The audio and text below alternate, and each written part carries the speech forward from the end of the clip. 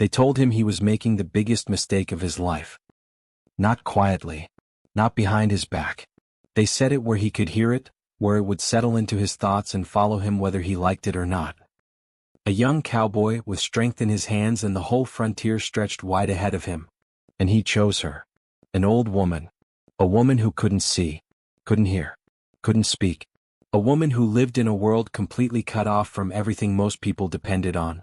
No sound, no light, no words. And somehow, he stayed. That was the part no one could understand. Because in their minds, love needed something to hold on to. Conversation, connection, response, a shared world. But she couldn't offer any of that. Not in the way they understood it. So they said what people always say when something doesn't make sense to them. He'll leave. They always do. He just hasn't realized it yet. They weren't cruel about it. Just certain. Because they had seen this kind of thing before. Not exactly like this. But close enough. People try. People stay for a while. People convince themselves they can carry something heavier than they actually can. And eventually, they walk away. That was the pattern. That was the truth they believed in. But what they didn't understand was that Noah Grayson had already lived the life they thought he should choose. He had lived it fully. The open road. Endless movement. No attachments. No responsibilities. No one waiting. At first it felt like freedom. Like there was nothing in the world that could hold him down. But over time, that kind of freedom changes.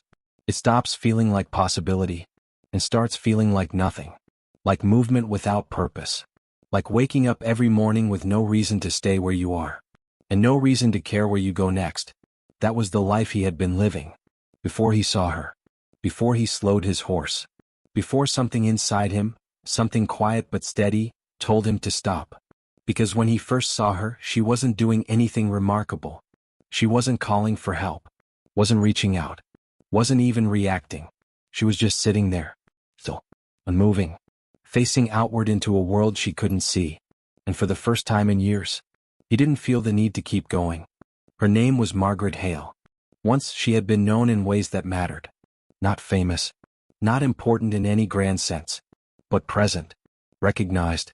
A part of the rhythm of the place she lived in. People remembered her voice. That was the thing that came up most often when they spoke about her past. They said she used to sing while she worked. Not for attention. Not for anyone else. Just because it made the work feel lighter. Her voice would carry across the fields, soft but steady, blending into the sounds of the land itself. She laughed easily. Spoke often. Moved through life without hesitation. There had been nothing fragile about her. Nothing distant. She was part of everything. Until she wasn't. The illness didn't give her time to adjust. It didn't arrive slowly. It came all at once. A fever that lasted days. Confusion. Weakness. And then, loss. First it was her hearing. The world went quiet. Not gradually. Suddenly. Then her sight followed. The light faded. The shapes disappeared. Until there was nothing left. And finally, her voice.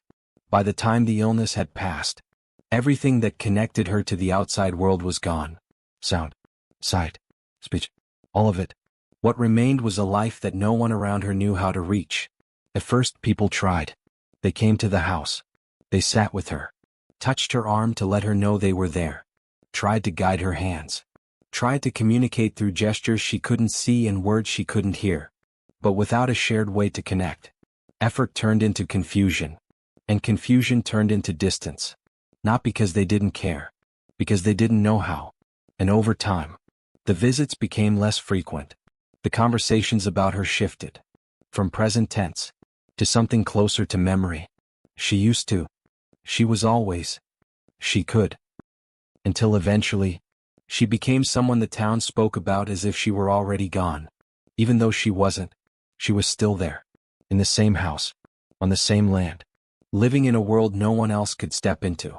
The day Noah rode past her land, he wasn't searching for anything. That was the truth. He had been riding for days without direction, letting the road decide where he went.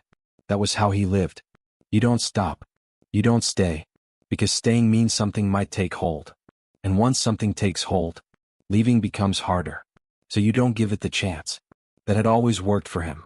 Until that moment. He noticed the fence first, broken in places, leaning where it should have stood firm. Then the house, still standing, but carrying the weight of time. And then, he saw her, sitting on the porch, still, facing outward, not reacting to the movement around her, not turning toward the sound of his horse, not acknowledging anything at all.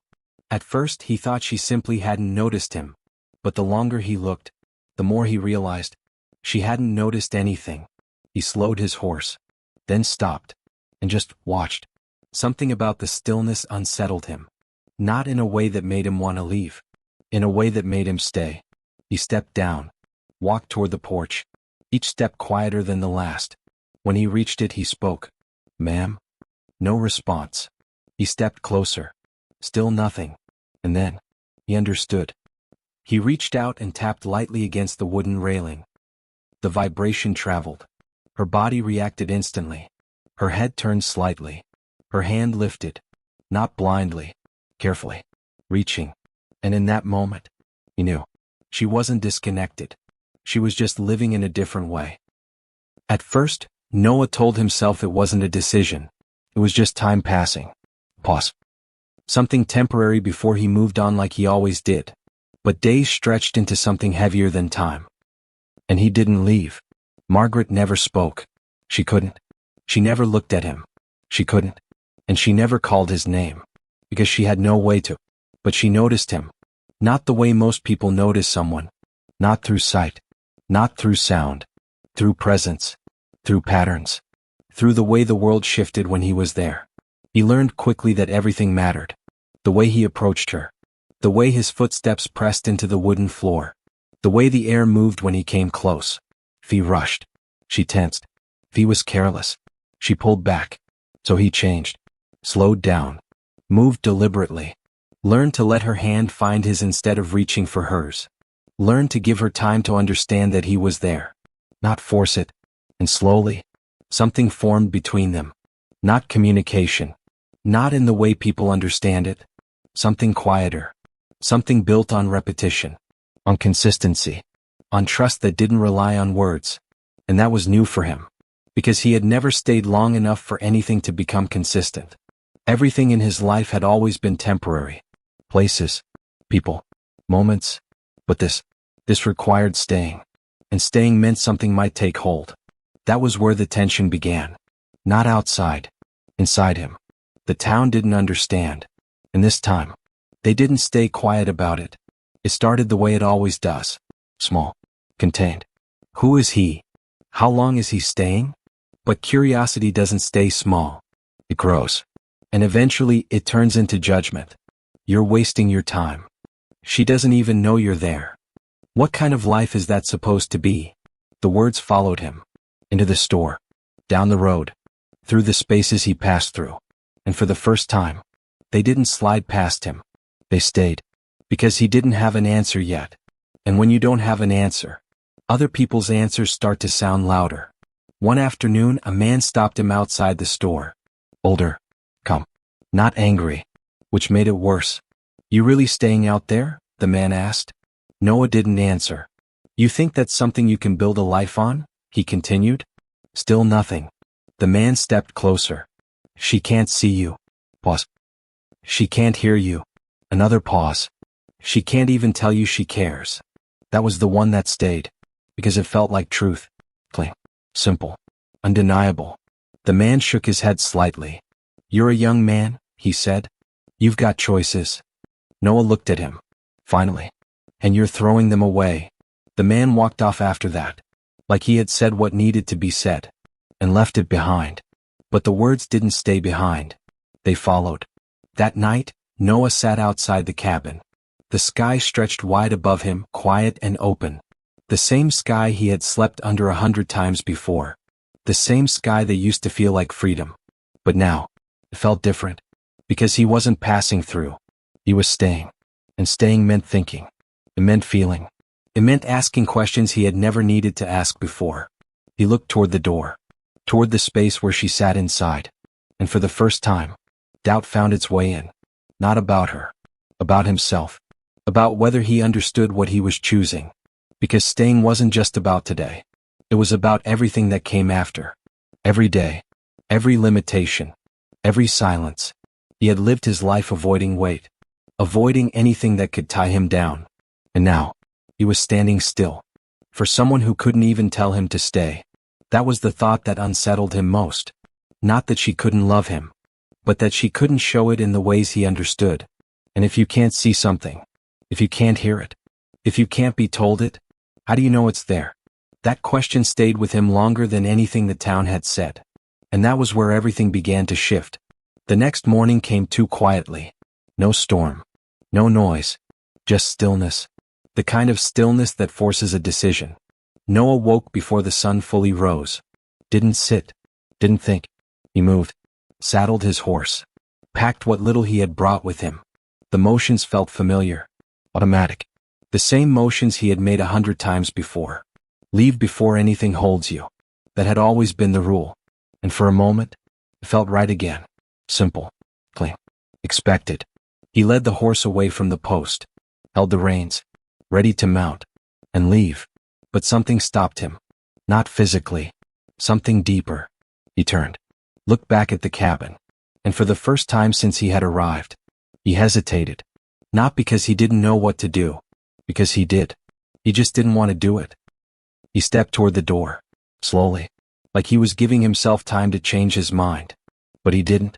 He stepped inside. Margaret was already there. Sitting where she always sat. Still. Unaware of everything that had just happened outside. He stood there. Watching her.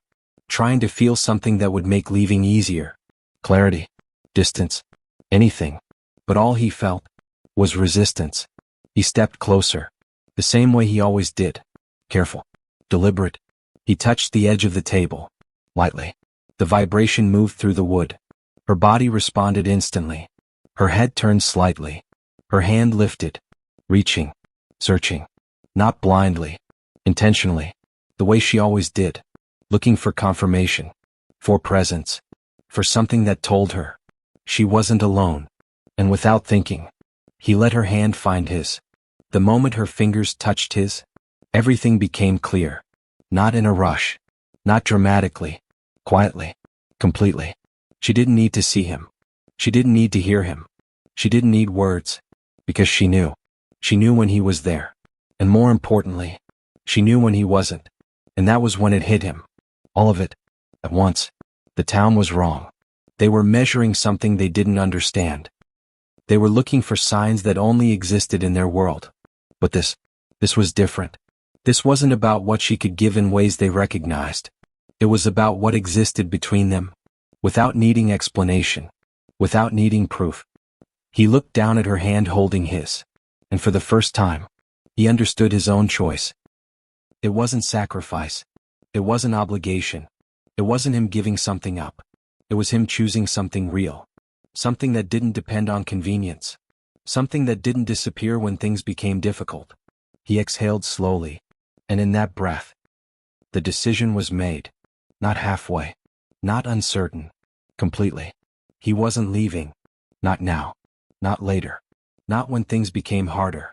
Because this was the first thing in his life that didn't feel empty. He stepped back. Walked outside. Untied the horse. And instead of riding away, he removed the saddle. Set it down. Like he had nowhere else to go. Because now, he didn't. After that morning, nothing changed. And everything changed. The land was still the same. The house still stood where it always had. The fences still needed fixing. The wind still moved the same way across the fields. But inside that stillness, something had settled. Noah no longer felt like he was passing through. He wasn't counting days. He wasn't thinking about the road ahead. He wasn't planning his next move. For the first time in his life, he had stopped. Not because he had nowhere to go, but because he had found somewhere worth staying. Margaret didn't suddenly become different. She didn't gain her sight. Didn't hear his voice. Didn't speak his name. But something shifted in the way they existed together. Not louder. Not obvious. Just deeper. He moved through the space with intention now. Not out of caution. Out of understanding. He no longer wondered if she noticed him. He knew she did. Not through the things he had always relied on, but through something quieter. Something more certain. He learned her patterns. The way her hands moved across familiar surfaces. The way she paused before standing. The way she adjusted when something felt different. And she learned the rhythm of his steps. The weight of his presence. The difference between when he was near and when he wasn't. And in that shared rhythm, something formed. Not spoken, not explained, but understood. The town didn't change. People still talked, still questioned, still didn't understand. And maybe they never would, because they were looking at it from the outside, trying to measure something that couldn't be seen, trying to define something that didn't follow the rules they believed in. One afternoon, as Noah passed through town again, the same man approached him. "You're still there?" the man said. Noah nodded. The man studied him for a moment. "Longer this time." "You don't look like someone trapped," he said. Noah didn't answer, because there was nothing to explain. The man shook his head slightly. "I don't get it." Noah met his eyes. "You don't have to." And that was the end of it. Because understanding isn't always shared. Some things only make sense to the person living them. Back at the ranch, the days moved differently now. Not faster. Not slower. Just fuller. There was purpose in small things. Fixing a loose board. Carrying water. Sitting in silence without needing to fill it. And slowly, what once felt unfamiliar became natural. Not forced. Not questioned. Just part of life. One evening, as the sun stretched low across the land, painting everything in soft gold, Noah sat on the porch beside her. The air was still. Warm. Quiet. Margaret sat the way she always did. Hands resting lightly. Head slightly tilted. Present in her own way. Not reaching. Not searching. Just there. Noah leaned back slightly. Let the moment settle.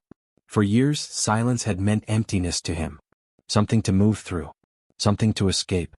But now, silence felt different. It felt full. Complete. Because it wasn't absence. It was presence. Her hand shifted slightly. Not reaching. Not searching. Just moving. Resting a little closer to his. And he didn't move away. Didn't react. Didn't need to. Because that small shift said more than words ever could. Some people believe love is about what you receive. About hearing the right words. Seeing the right expressions. Feeling reassured in ways they understand. They believe love needs proof. Something visible. Something clear. Something that can be explained. But the deepest kind of love doesn't always look like that. Sometimes, it exists in ways the world doesn't recognize. In presence. In patience. In the quiet decision to stay.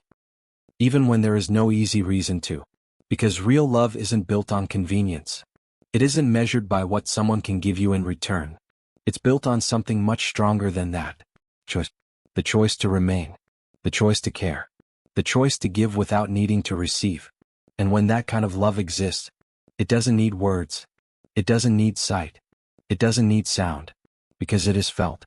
Completely. Without explanation. The town never fully understood. Maybe they never would. But that didn't matter. Because Noah wasn't living his life for them. He wasn't chasing something that looked right from the outside. He had found something that felt right from within. And that was enough. More than enough. If this story stayed with you, if you believe love isn't about perfection but about presence, then stay with us. There are more stories like this. Stories that remind us what really matters. And the next one might stay with you even longer.